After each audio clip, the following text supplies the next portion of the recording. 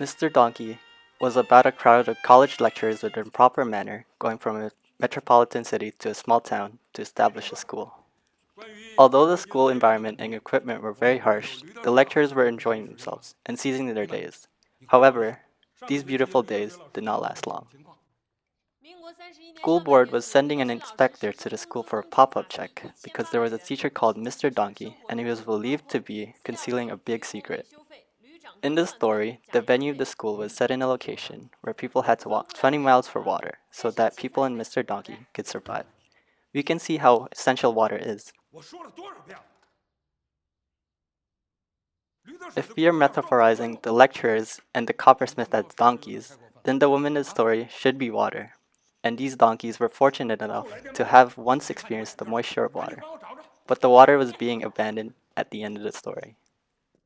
The theme of the movie is about the educational in a small village, and the background was set into the era of the Republic of China. However, the actual core value is to discuss about the relations between both sexes and harm made to the females by men with different ages. First of all, it was a coppersmith. He was a typical proletarian with a male chauvinism.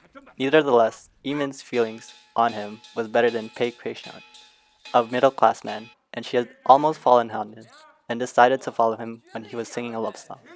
The reason was that the coppersmith was a proletarian, so he never had neither any treasures and possessions nor women. So his innocence was only derived from having nothing at all. That's why it was very transitory and breakable. When he had experienced possessing a treasure or women, even just for one night, his desire of controlling and possessing would be stimulated and devastated his innocence from the inside, and even went worse. There was a saying from Lucian that says, when a slave turns to be a master, he will be further intensified. Inversely, when a master becomes a slave, he will be more slavish than any other person. This theory could be demonstrated by the barbarism of the soldier when he was still holding his gun. And while his gun was stripped by the coppersmith's wife, he became much more cowardice. In addition, the transition of the coppersmith revealed that he was not truly innocent. His intensified humiliations to Yemen further explained his slashness. Therefore, it seemed pretty normal for him to be a running dog when he confronted the force of the inspector. That's why Yemen could hit right through the heart of his self-esteem by calling him a livestock. An interesting thing was that the word livestock was the real thought of Yemen. It was not only used to describe the coppersmith, but all the other men in the world who did not deserve to be a man. A guy like the coppersmith would not be loved by any woman, not to mention women with strong characters like Yemen.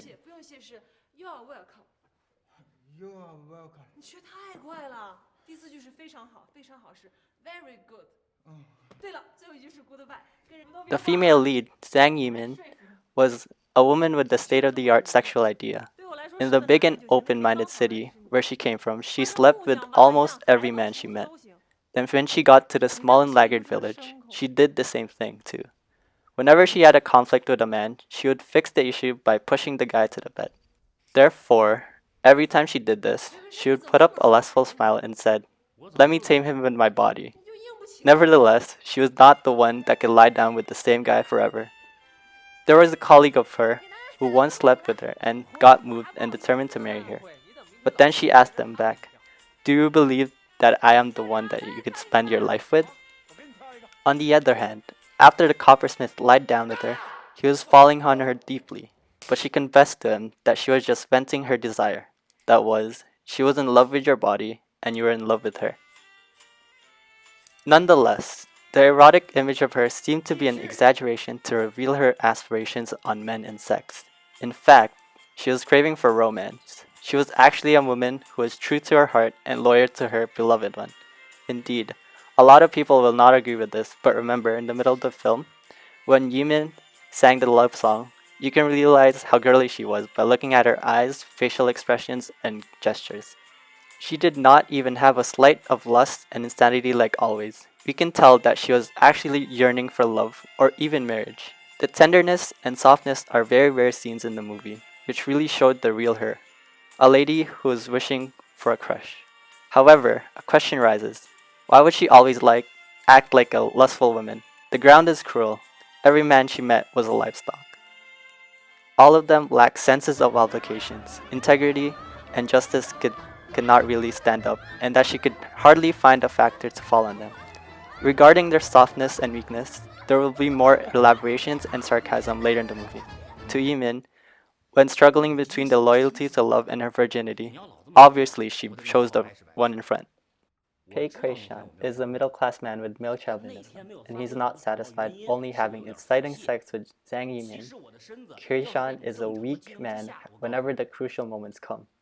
Yimin mentioned when 3 times of Kuishan's weakness, and it is not just a comment for his sexual capacity, but also a metaphor for his personality, which is a coward. There are several times that he feared and wilted when the situations need support. Because Yimin despises Kuishan for his weak personality, she always laughs at his sexual capacity. He wants to marry Yimin in order to possess her, like people possess their house and money. Therefore, he gets angry when he knows Yimin had sex with Tongjiang, and his anger right toward Yimin instead of Tongjiang. The reason is that he regards Yimin as his personal property instead of a complete individual.